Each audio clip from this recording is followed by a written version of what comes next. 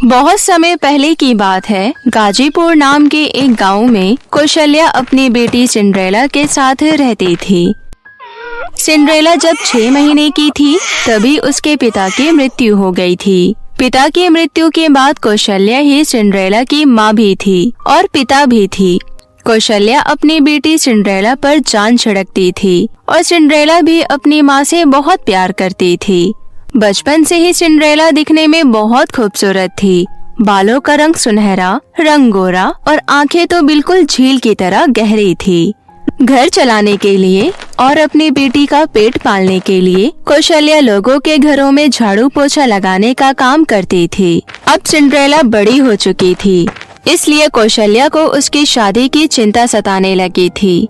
वो अक्सर मन में एक ही बात सोचा करती थी, बेटी जवान हो गई है, उसकी शादी की उम्र निकली जा रही है, पता नहीं मैं उसकी शादी कब करवा पाऊंगी। गरीबी के कारण कोई शादी के लिए हाँ ही नहीं करता है। हे माता रानी, मेरी बच्ची के लिए कोई पढ़ा लिखा समझदार लड़का भेजो, उसके अच्छे घर में शादी करवा दो। तभी वहाँ पर सिंड्रेला आती है और कहती है, माँ आपको पता है हमारी बगल वाली मंजू है ना, अगले महीने उसकी शादी होने वाली है। बताना, अभी तो वो मुझसे भी छोटी है और उसके घर वाले उसकी शादी करवा रहे हैं। मुझे तो बहुत हंसी आ रही है। बेटी, हर माँ बाप यही सोचते हैं कि वो अपने बच्चों के लिए एक अच्छा जीवन साथी ढूंढे ताकि बच्चे जिंदगी भर खुश रह सके। माँ, क्या लड़कियों को शादी करना जरूरी होता है? उन्हें क्यों माँ बाप को छोड़कर दूसरे घर में जाना पड़ता है? बेटी, ये तो दुनिया का दस्तूर है, इसे कोई नहीं बदल सकता। देखना, मैं भी तेरे लिए एक राजकुमार जैसा लड़का ढूंढूंगी। लेकिन माँ, मुझे आपको छोड़कर कहीं नहीं जाना, मैं आपके साथ ही रहना चाहती हूँ, इसलिए मुझे शादी नहीं करनी। चुप कर, ऐसी बातें नहीं करते। लड़कियों को शादी करके दूसरे घर जाना पड़ता है। मुझसे शादी वादी की बात मत क्या करो माँ। इतना कहकर सिंड्रेला घर के अंदर चली जाती है और खाना खाकर सो जाती है। सिंड्रेला को सोता हुआ देख कौशल्या सोचती है, कितनी मासूम है मेरी बच्ची, इसको दुनियादारी के बारे में कुछ नहीं पता। हे माता रानी, कोई तो रास्ता दिखाओ, मेरी बच्ची के लिए किसी राजकुमार को भेज दो। इतना कहकर कौशल्या भी सो जाती है।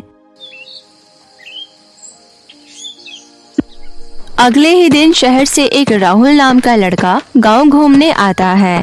राहुल शहर में पला बड़ा 25 साल का नौजवान लड़का था। वो दिखने में भी बहुत खूबसूरत था, साथ ही दिल का भी बहुत अच्छा था। उसने हमेशा से शहर का भीड़ भाड़ ही देखा था, इसलिए वो गांव की सुंदरता और शांति देखने आया था। वो जैसे ही गांव में आता है, उसे सबसे पहले कौशल्या दिखती है। वो कौशल्या से कहता है, नमस्ते आंटी जी। खुश रहो बेटा, कौन हो तुम? मैंने तुम्हें नहीं पहचाना। आंटी, मैं यहाँ का अतिथि हूँ, मैं शहर से आया हूँ। मैंने सुना था गांव बहुत खूबसूरत होता है, इसलिए गांव घूमने आया हूँ। मुझे आपकी मदद चाहिए। कैसी मदद बेटा? मैं यहाँ किसी को नहीं जानता, क्या आप मेरे रहने का कोई इंतजाम करवा सकती हैं? ये लो, कैसी बात कर दी तुमने। तुम हमारे अतिथि हो और अतिथि तो भगवान के बराबर होते हैं। तुम मेरे साथ मेरे घर चलो। हमारे घर में वैसे भी मैं और मेरी बेटी ही रहते हैं। तुम कुछ दिन रहोगे तो बहुत अच्छा लगेगा। कौशल्या राहुल को अपने घर ले आती है। घर आते ही राहुल की नजर सिंड्रेला पर पड़ती है। वो सिंड्रेला को देखता रह जाता है। फिर कौशल्या कहती है, बेटा, ये मेरी बेटी है, इसका नाम सिंड्रेला है। 22 साल की हो गई है, लेकिन दिमाग बिल्कुल बच्चों जैसा है। हर वक्त शरारत करती रहती है। अगर इसने तुम्हारे साथ कोई शरारत की तो बुरा मत मानना। अरे नहीं नहीं आंटी, मैं तो चाहता हूँ ये मेरे साथ शरारत करे। क्या कहा तुमने? कुछ नहीं। चलिए आप मुझे अपना घर दिखा दीजिए। कौशल्या राहुल को अपना घर दिखा देती है और उसे खाट पर बिठाकर मिट्टी के गिलास में चाय देती है। क्या यहाँ सभी मिट्टी के गिलास में चाय पीते हैं? तब सिंड्रेला जवाब देती है, हाँ जी, यहाँ खाना चूल्हे पर बनाया जाता है और ज्यादा से ज्यादा प्रकृति की चीजों का इस्तेमाल किया जाता है। शहर की तरह यहाँ मॉडर्न चीजों का इस्तेमाल नहीं करते। बस इसीलिए तो मुझे गांव बहुत पसंद है।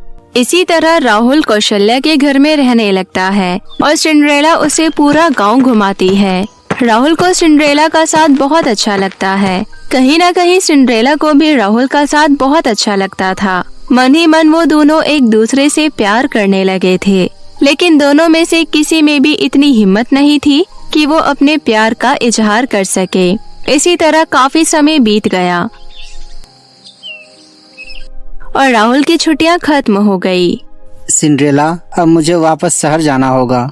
गांव में ये दिन कैसे बीत गए मुझे पता ही नहीं चला। मुझे जब भी समय मिलेगा मैं गांव आता रहूंगा। तुम मुझे मिस करोगी ना? हाँ, क्यों नहीं, तुम मेरे इतने अच्छे दोस्त बन गई हो। ऐसा कहकर सिंड्रेला थोड़ी उदास हो जाती है। राहुल कौशल्या के पैर छूता है और सिंड्रेला की तरफ देखता है और उसे बाय करके चला जाता है। राहुल के जाने के बाद सिंड्रेला शांत शांत रहने लगी थी। पहले वाली चंचल सिंड्रेला अब शांत रहा करती थी। एक दिन कौशल्या सिंड्रेला से कहती है, क्या बात है मेरी बच्ची, तुम बदल कैसे गई? मेरी वो वाली सिंड्रेला कहाँ है जो हर वक्त शरारत करती रहती थी, बदमाशियाँ किया करती थी? माँ, समय के साथ सब बदल जाता है, मैं भी बदल गई हूँ। इतना कहकर सिंड्रेला वहाँ से उठकर चली जाती है। एक दिन कौशल्या के घर एक चिट्ठी आती है। सिंड्रेला, बेटा जरा इसे पढ़ना तो, पता नहीं हमें चिट्ठी किसने भेजी है। सिंड्रेला चिट्ठी पढ़ती है। चिट्ठी राहुल की थी। उसमें लिखा था कि अगली सुबह राहुल उन लोगों से मिलने आ रहा है। सिंड्रेला ये बात अपनी माँ को बताती है। अब तो सिंड्रेला की खुशी का कोई ठिकाना ही नहीं था। वो बहुत खुश थी। अगले दिन राहुल आता है। दोनों एक दूसरे से मिलकर बहुत खुश होते हैं। इस बार वो दोनों अपने प्यार का इजहार कर देते हैं। सिंड्रेला, यह 1 महीना मैंने तुम्हारे बिना कैसे गुजारा है ये सिर्फ मैं ही जानता हूँ। मैंने भी तुम्हें बहुत मिस किया। अब तुम मुझे छोड़कर कभी नहीं जाओगे ना? मुझे जाना तो पड़ेगा, लेकिन तुम चिंता मत करो। इस बार मैं जब भी आऊँगा सीधा बारात लेकर आऊँगा। सिंड्रेला खुश हो जाती है। कुछ दिन रहकर राहुल वापस चला जाता है। दूसरी तरफ कौशल्या को सिंड्रेला और राहुल के प्यार के बारे में कुछ नहीं पता था। इस बात से अनजान वो सिंड्रेला के लिए एक अच्छा रिश्ता ढूंढ रही थी। गांव के सरपंच का बेटा सिंड्रेला की खूबसूरती के पीछे दीवाना था। उसको सिंड्रेला से प्यार नहीं था, सिर्फ उसकी खूबसूरती से प्यार था। इसलिए वो कौशल्या से सिंड्रेला का हाथ मांगता है। कौशल्या बहुत खुश हो जाती है।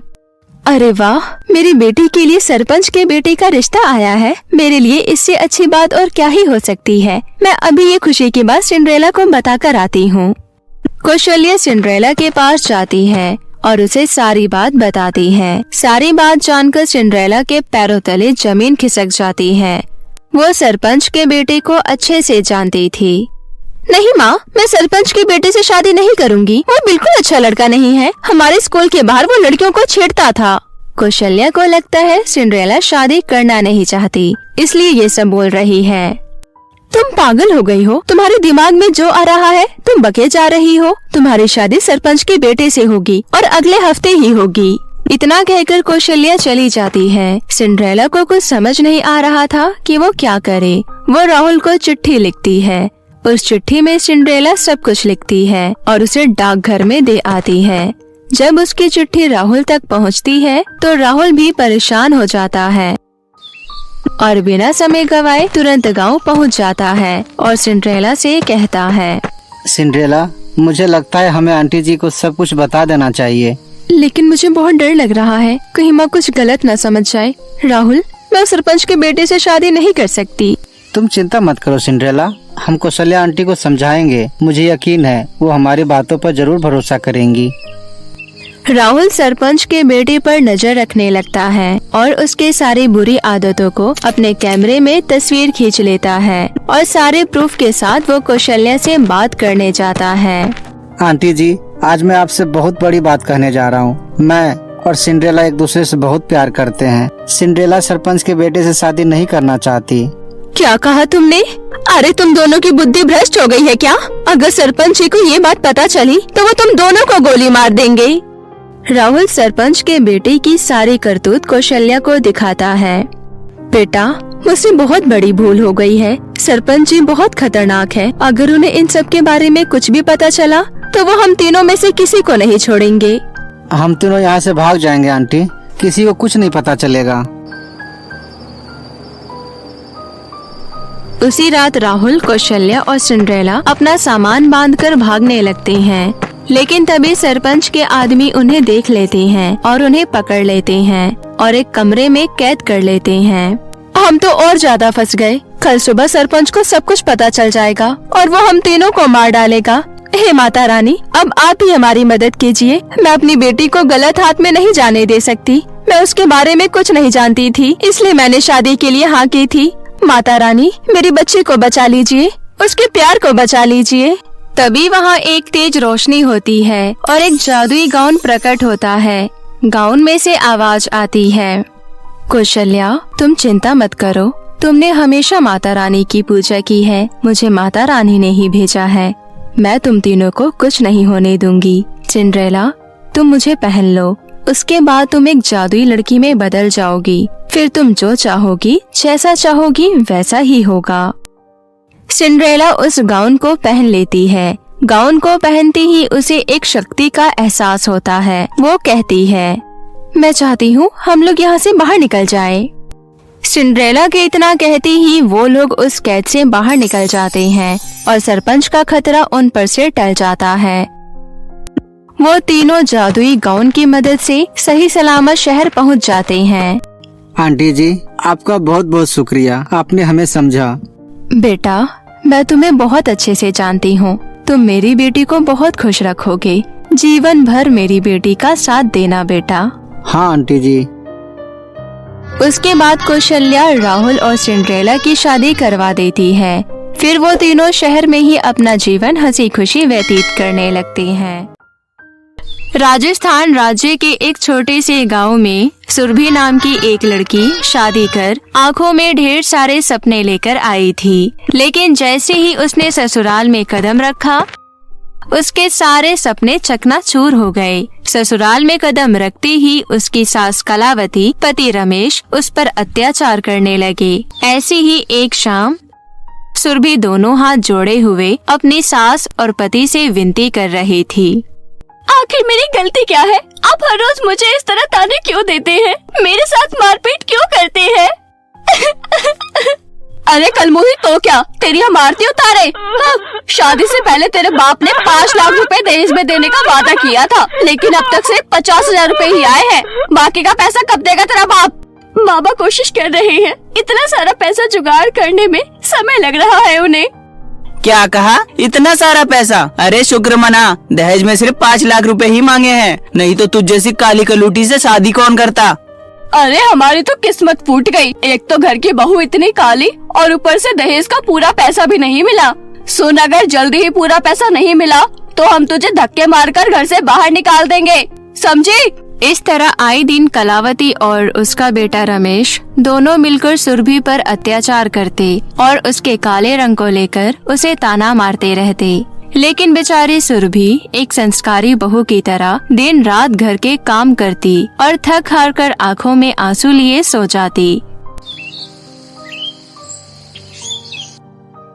ऐसे ही एक दिन कलावती चिल्लाते हुए बोली, अरे कलमुही, कहाँ मर गई? दिन चढ़ाया है, घर का काम कब करेगी?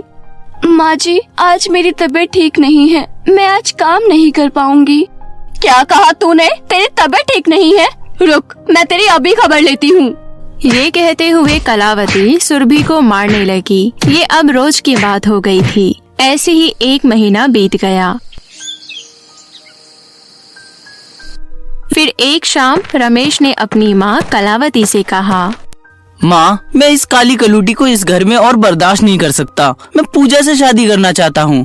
बेटा, उस कलमुही के बाप से कुछ पैसे और निकलवाने दो, फिर मैं तेरी शादी बड़ी ही धूमधाम से पूजा के साथ करवा दूंगी।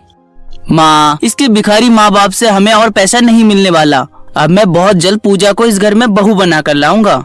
दरअसल पूजा रमेश के साथ उसके ऑफिस में काम करती थी। दोनों एक दूसरे को पसंद करते थे। पूजा सुंदर दिखने के साथ स्वभाव से बहुत ही तेज तर्रार लड़की थी।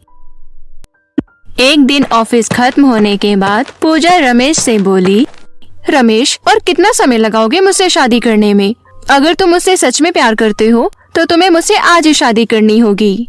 पूजा, कुछ दिन और रुक जाओ। तुम तो जानती हो, पहले उस काली कलूटी को मुझे घर से निकालना होगा। तुम्हारे मुंह से ये बात मैं बहुत दिनों से सुनती आ रही हूँ। तुम रहो उस काली कलूटी के साथ, मेरे साथ शादी करने का सपना भूल जाओ। अरे ये तुम क्या कह रही हो? मैं उस काली कलूटी के साथ अपनी पूरी जिंदगी बिताने के बारे में सोच भी नहीं सकता। तो फिर मुझसे तुम आज ही शादी कर लो। उस काली कलूटी गवार को तो मैं देख लूंगी।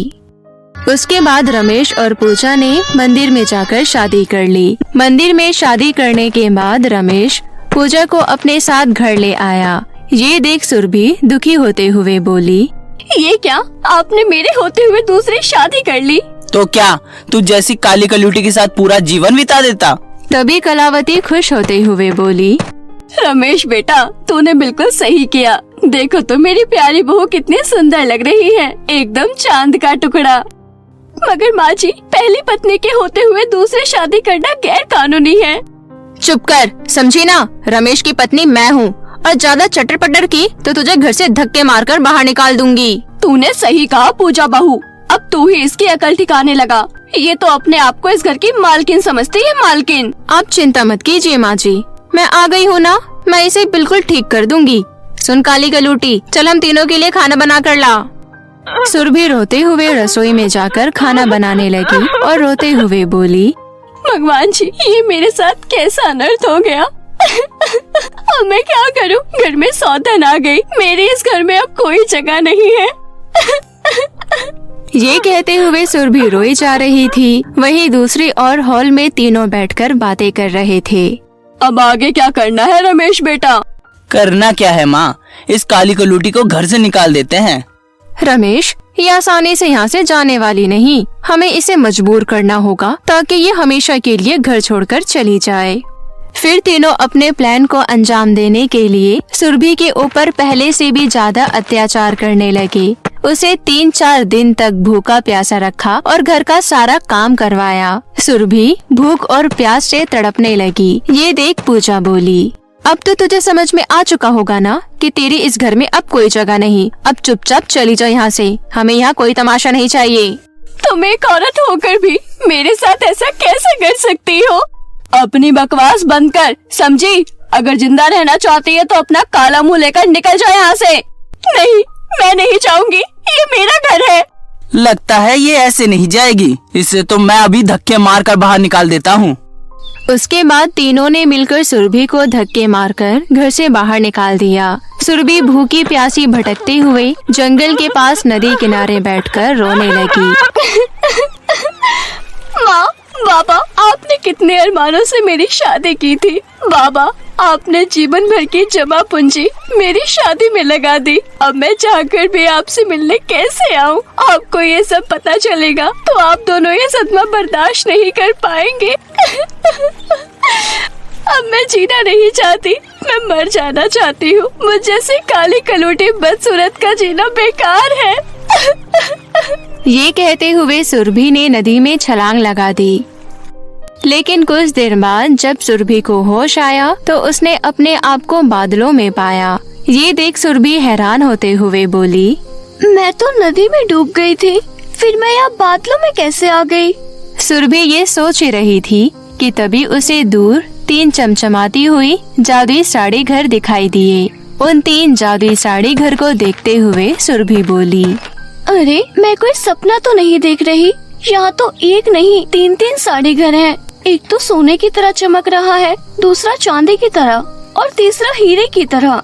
तभी वहाँ एक सुंदर परी प्रकट हुई और बोली, सुरभि, ये सपना नहीं, ये जादुई साड़ी घर सिर्फ नेक और सच्चे इंसान को ही दिखाई देते हैं और तुम उनमें से एक हो। और मुझे ये भी पता है कि तुम बहुत परेशान हो, इसलिए मैं तुम्हें इन तीनों में से एक जादुई साड़ी घर देना चाहती हूँ। बताओ, तुम्हें इन तीनों में से कौन सा जादुई साड़ी घर चाहिए? अगर तुम हीरे का साड़ी घर चुनती हो तो तुम बहुत ज्यादा सुंदर हो जाओगी और तुम्हें बहुत सारी धन दौलत भी मिलेगी। और यदि तुम सोने का साड़ी घर चुनोगी तो तुम्हें नायाब खूबसूरती के साथ अमरता का वरदान मिलेगा। परंतु यदि तुम चांदी का जादुई साड़ी घर चुनने का फैसला करोगी तो ना तो तुम खूबसूरत बन पाओगी, ना ही तुम्हें कोई धन दौलत मिलेगी, लेकिन तुम्हें उस घर में एक बूढ़ी परी मिलेगी जो बहुत बीमार रहती है। उनकी सेवा करने वाला कोई नहीं है तुम्हें उनकी सेवा करनी होगी। अब फैसला तुम्हें करना है। बताओ तुम्हें कौन सा जादुई साड़ी घर चाहिए? परी जी, मैं उस बूढ़ी परी की मदद करना चाहती हूँ, इसलिए मैं जादुई चांदी का साड़ी घर चुनती हूँ। मुझे सुंदरता, धन दौलत कुछ नहीं चाहिए। इंसान की असली सुंदरता उसके चेहरे से नहीं बल्कि उसके कर्मों से होती है। सुरभि के इतने सुंदर विचार सुनकर परी बहुत खुश हुई और सुरभि को जादुई चांदी साड़ी घर के अंदर ले गई। अंदर जाते ही सुरभि का रंग रूप बिल्कुल बदल गया। वो बहुत ही सुंदर दिखने लगी। साथ ही वो घर धन दौलत से भरा हुआ था। ये सब देख सुरभि चौंक गई। तभी परी बोली, सुरभि, मैं तो तुम्हारी परीक्षा ले रही थी और तुम अपनी परीक्षा में सफल रही। ये जादुई चांदी का साड़ी घर अब तुम्हारा हुआ। तुम्हें जब भी किसी चीज की जरूरत हो तुम जादुई साड़ी घर से मांग लेना। ये तुम्हारी हर इच्छा पूरी करेगा। तुम इसे अपने साथ ले जा सकती हो और खुशी खुशी अपना जीवन बिताना। परी का धन्यवाद कर सुरभि जादुई चांदी साड़ी घर लेकर पृथ्वीलोक वापस लौट आई और उस घर में खुशी खुशी रहने लगी। साथ ही सुरभि जादुई साड़ी घर की मदद से जरूरतमंद और गरीब लोगों की मदद भी करने लगी। धीरे धीरे ये बात दूर दूर के गांव में भी फैल गई। सब सुरभि की प्रशंसा करने लगे। फिर एक दिन पूजा को जब ये बात पता चली तो वो घर आकर अपनी सास कलावती से बोली, माँ जी, कहाँ हो आप? जल्दी बाहर आओ, मुझे एक जरूरी बात बतानी है। अरे क्या हुआ बहू, तू इतना हाफ क्यों रही है? तू तो शॉपिंग करने गई थी ना? माँ जी, आपको पता है वो काली कलूटी सुरभि पता नहीं वो खूबसूरत और अमीर कैसे हो गई। लगता है कोई जादुई चिराग उसके हाथ लगा है। हमें पता लगाना चाहिए। पता है, अभी मैंने उसे गरीबों को मुफ्त में पैसे बांटते हुए भी देखा। अगर ऐसी बात है बहू तो हम अभी चलते हैं। इतने में रमेश भी वहाँ आ पहुँचा और बोला, अरे आप दोनों कहाँ जाने की बात कर रहे हो? फिर पूजा और कलावती रमेश को सारी बात बताते हैं, जिसे सुनकर रमेश बोला, तो फिर देर किस बात की है? चलो मैं भी तुम दोनों के साथ चलता हूँ। फिर तीनों सुरभि का पीछा करते हुए उसके घर जा पहुँचे और जादुई चांदी साड़ी घर देखकर तीनों के मन में लालच आ गया और तीनों जादुई साड़ी घर को अपने कब्जे में करने की सोचने लगे। उसके बाद अगले दिन सुरभि के बाहर जाते ही घात लगाकर छिपे हुए तीनों लालची रमेश, पूजा और कलावती जादुई साड़ी घर के अंदर दाखिल हुए। अंदर दाखिल होते ही जादुई साड़ी घर का दरवाजा अपने आप बंद हो गया और जादुई साड़ी घर से जहरीले सांप बाहर आने लगे और देखते ही देखते रमेश, पूजा और कलावती को डस लिया और उन तीनों की वही मौत हो गई। इस तरह उन तीनों को उनके कर्मों की सजा मिल गई और उन तीनों का मृत शरीर हमेशा के लिए गायब हो गया। वहीं दूसरी ओर सुरभि जादुई साड़ी घर की मदद से गरीबों और बेसहारा लोगों की सेवा कर हंसी खुशी अपना जीवन बिताने लगी।